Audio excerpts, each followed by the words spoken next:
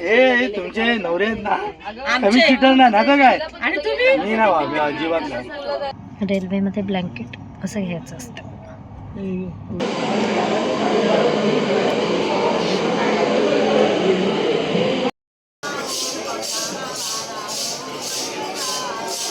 So हे जुनं मंदिर आहे.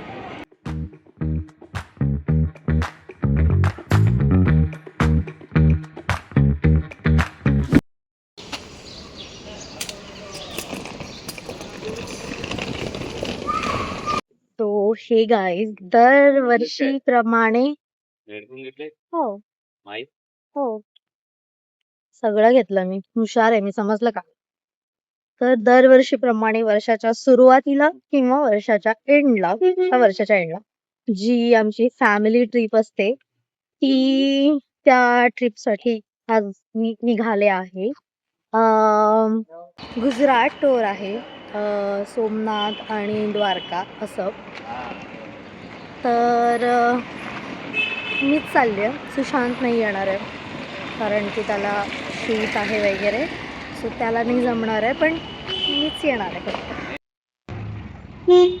सांग का नाही येत?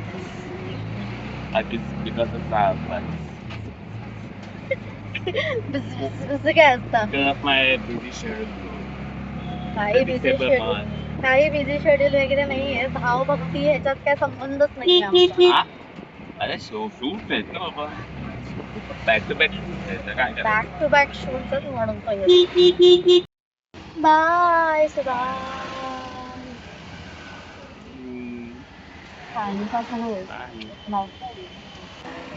दोन जण माहितीये ना काल काय बोललं.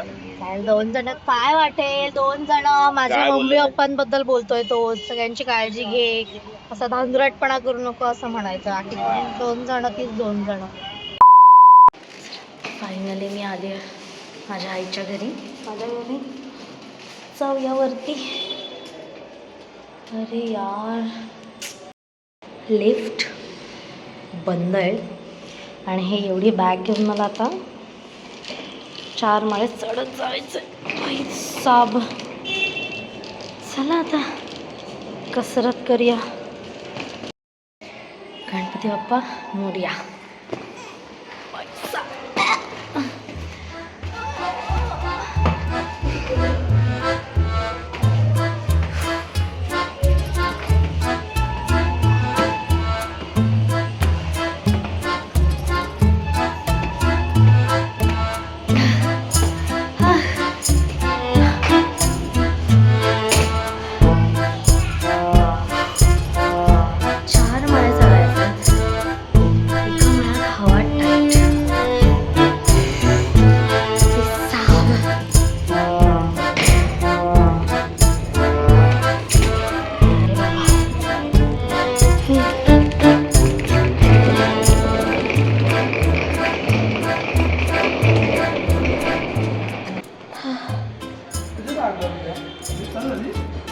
काय लिफ्ट कुठे चालू झाली, चढत आली मी एवढं. अरे आता जाऊ देत. चला फटाफट नाश्ता करू. आता डायरेक्ट पोचल्यावर व्हिडिओ दाखवते. दम लागले. बाय. अरे एक्सपर्ट होतं त्याच्यात. हो मी घेते ना. ते काम करा, हे द्या इथे आता, हे पकडा ना. मी घेते, द्या मला. इथे स्टोन दे. हा द्या तर काय आता.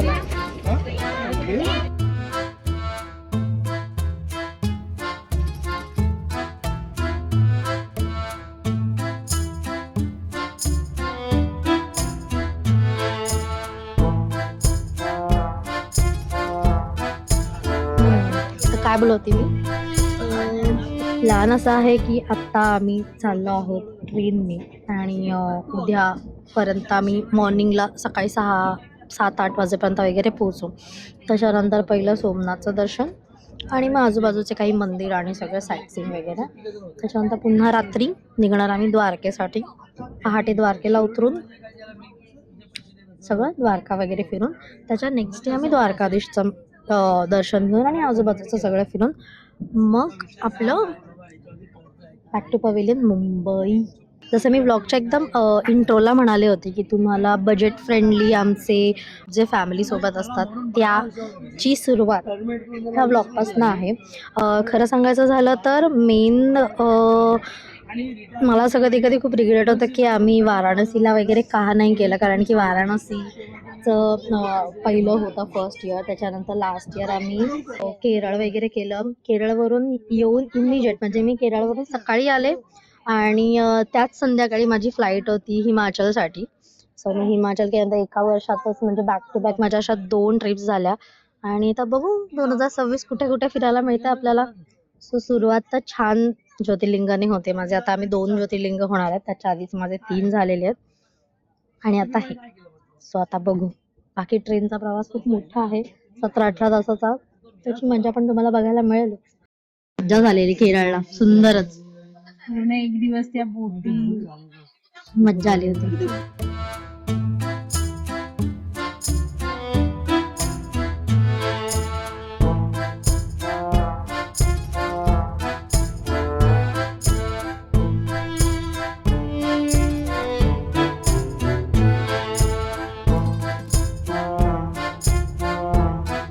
दोनदा 6 पडले मला, 2दा 6.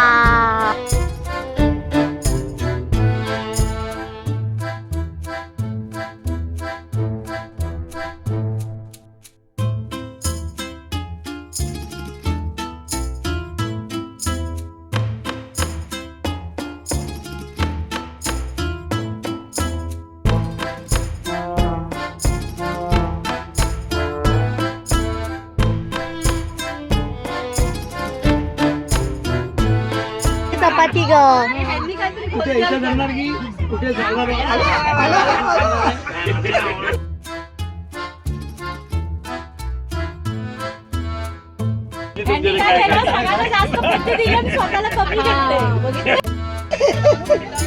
चिटिंग करायची नाही.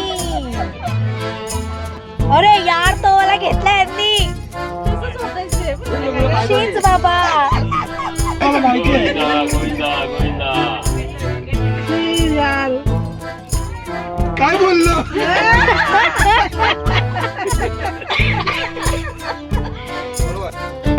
To you, happy birthday to you.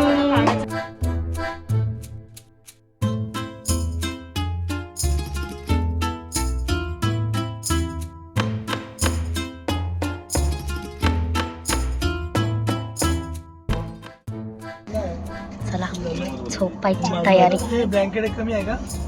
पूर्ण ट्रेनमध्ये म्हणजे आमच्या डब्यात सगळी जण झोपले आहेत. आमचं काय चालू आहे बघा. ब्लँकेट हे पप्पांना एक एक माझं आहे.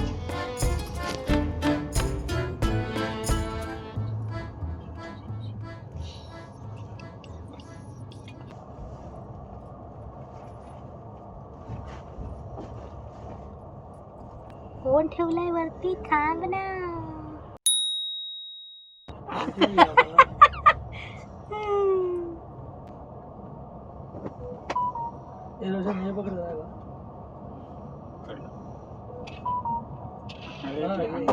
रेल्वेमध्ये ब्लँकेट असं घ्यायचं असतं.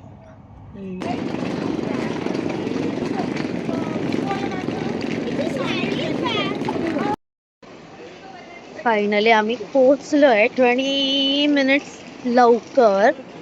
आणि त्या तिथे खूप छान सनराईज होणार आहे. सो फायनली आम्ही सनराईज बघत बघत वेरावळ स्टेशनवरून लोकल रिक्षा करून आमच्या हॉटेलवर पोचलो आणि फटाफट रेडी होऊन दर्शनासाठी निघालो. लांब लचक लाईन असल्यामुळे आम्ही आधीच पेटपूजा करून घेतली.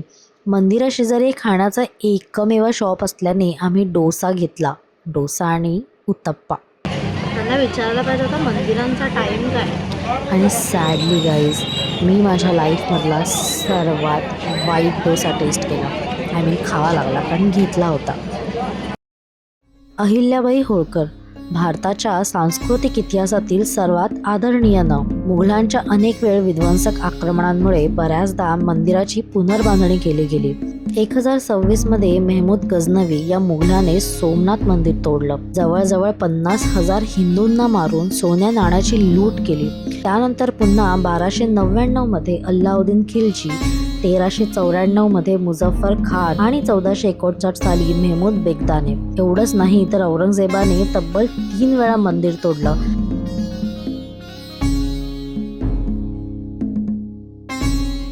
पण ह्या सगळ्यावर मात करत 1783 साली आपल्या महाराणी अहिल्याबाई होळकर यांनी मूळ मंदिराशेजारीच पर्याय म्हणून एक नवं मंदिर बांधलं. सो इथे ह्या माझ्या मागे तुम्ही बघू शकता, इथे मंदिर आहे. पण 800 वर्षांची ही लढाई इकडे संपली नव्हती. 13 नोव्हेंबर 1947 साली सरदार वल्लभभाई पटेल यांनी जीर्णोद्धाराची घोषणा केली.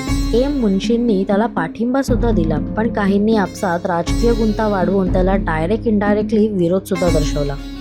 आणि फायनली 1951 मध्ये डॉक्टर राजेंद्र प्रसाद यांच्या हस्ते शिवलिंगाची प्रतिष्ठापना करण्यात आली. खूप छान दर्शन झालं आमचं. आम्ही जस्ट बाहेर आलो आणि आमची आरती मिस झाली. अदरवाईज खूप छान दर्शन झालं. अजिबात धक्काबुक्की नाही, अजिबात गर्दी नाही, काहीच नाही. जुनं मंदिर सुद्धा आम्ही दर्शन करून घेतलं आणि आता हे नवं सुद्धा. सो आता भूक लागली आहे, जेवायला जाऊया, बघूया काय सीन आहे. चला. आणि आज तब्बल जवळजवळ 1000 वर्षांनंतर सुद्धा सोमनाथ मंदिर अरेबियन समुद्रकिनारी सोन्यासारखं चमकत आहे. ऊन असं एवढं आहे ना की करपायला, म्हणजे लाईक लिटरली करपायला झालं आम्हाला. तर आम्ही मस्त तिथे निःशुल्क भोजनालय त्यांचं अर्थातच मंदिराचं जे होतं तिथे आम्ही छान जेवलो. छान जेवण होतं, साधं सिंपल. शिरा, तिकडचा शिरा उत्कृष्ट असा छान सुंदर शिरा होता. आणि आमच्या हॉटेलच्या अगदी 1-1.5 मिनिटावरतीच मंदिर आहे. हे वाला हा जो बघताय ह्याला दिग्विजय द्वार म्हणतात. ह्या इथून, म्हणजे हा बेसिकली गेट आहे, इथून एंट्री आहे. आणि ह्या इथे असं मंदिर आहे. तर आम्ही ह्या साईडला जातोय. हे गेट बंद आहेत, समजत नाही आहे की काय. आम्ही शोधायला आलो इथे छास किंवा लस्सी किंवा असं काहीतरी मिळेल, पण मला समजतच नाही इकडचं यांचं काय सीन नाही. अशा गोष्टी इथे मिळतच नाही आहेत. थोडंसं झोपके कुछ दूर चलके आता आम्ही आलो कॉफी ब्रेक घ्यायला. थोडंसं छोटासा नॅप घेतला, पुन्हा एकदा रेडी झालो आणि थोडं साईटसीइंग करून इकडचे मंदिर वगैरे बघण्याचं आहे. सो कॉफी संपवूया. कॉफी काही मच्छा नाही आहे कॉफीमध्ये, बट स्टील जे आहे ते आहे. अन्नाला नाव ठेवू नये, पण सिरियसली यार खरंच सकाळचा तो डोसा, आय मीन उत्तप्पा, आणि आता ही कॉफी खरंच खूप वाईट आहे यार.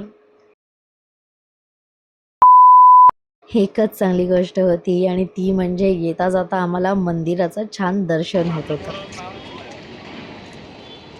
क्या हो तुम, घाबरली ना मी.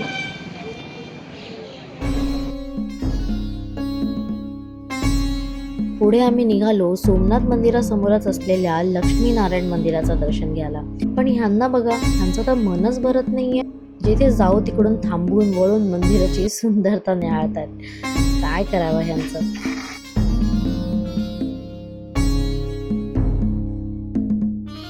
बरं, गुजरातच्या मातीतलं पण दाक्षिण्य संस्कृतीचं हे लक्ष्मीनारायणाचं मंदिर आपल्याला इथे बघायला मिळतं. उंच लाकडी महादरवाजा मंदिराची शान वाढवतो. मंदिरात प्रवेश करताच हा उंच स्तंभ आपल्याला पाहायला मिळतो. प्रवेशद्वारावर कोरलेली रेखीव शिल्प तुमचं लक्ष वेधून घेतात.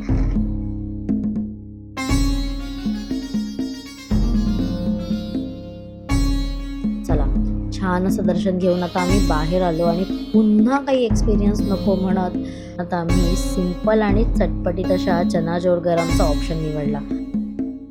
आधीचे खाऊन झालं होतं, पण हे चवदार होतं आणि शूट करायला विसरले म्हणून पुन्हा एकदा घेतलं, फक्त तुमच्यासाठी.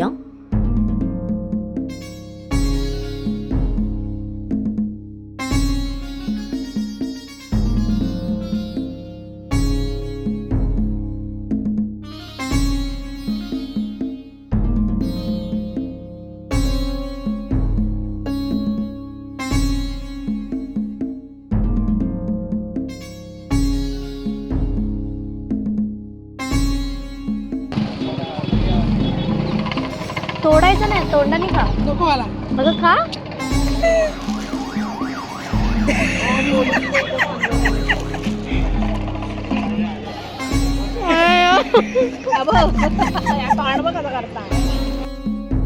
लक्ष्मीनारायण मंदिराजवळूनच आम्ही लोकल रिक्षा करून आजूबाजूचे पण थोडे अंतरावर असलेली मंदिरं बघायला निघालो.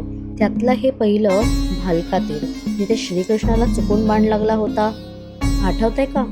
ती ही जागा. जरा नावाचा एक शिकारी होता. हरणाची शिकार करत असताना चुकून त्याचा बाण भगवान श्रीकृष्णाला लागला, ज्यामुळे त्यांनी पृथ्वीवरून देह ठेवला आणि या घटनेने द्वापार युगाचा अंत होऊन कलियुगाची सुरुवात झाली.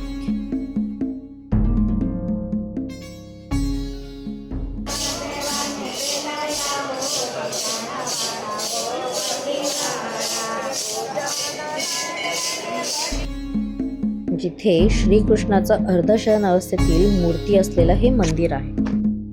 इथूनच पुढे काही अंतरावर आहे बाणेश्वर महादेव. समुद्राच्या खडकांवर उंच अशी 2 शिवलिंग आहेत, जी लो टाईडच्या वेळी सहज जाऊन तिथे दर्शन घेता येतं. त्या बाबतीत आम्ही लकी ठरलो, कारण आज चक्क लो टाईड होती. आणि हो, इथून सुद्धा बघा सोमनाथचं मंदिर किती छान दिसतंय.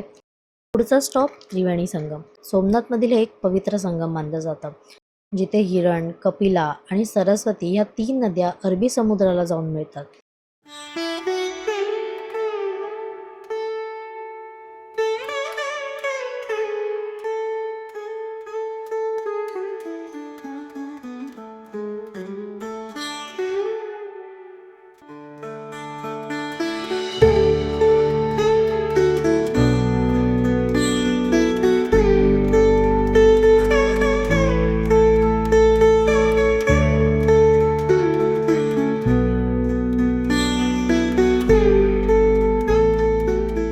पुन्हा एकदा शेवटचं दर्शन घेऊन आम्ही हॉटेलवरून चेकआउट केलं आणि धडकलो सरळ सरळ इंस्टाग्राम आणि गुगलचे रेटिंग्स बघून स्वाद ह्या रेस्टॉरंटला. छान एकदम मस्त दाबून जेवलो आणि निघालो आमच्या नेक्स्ट डेस्टिनेशनला, ते म्हणजे द्वारका.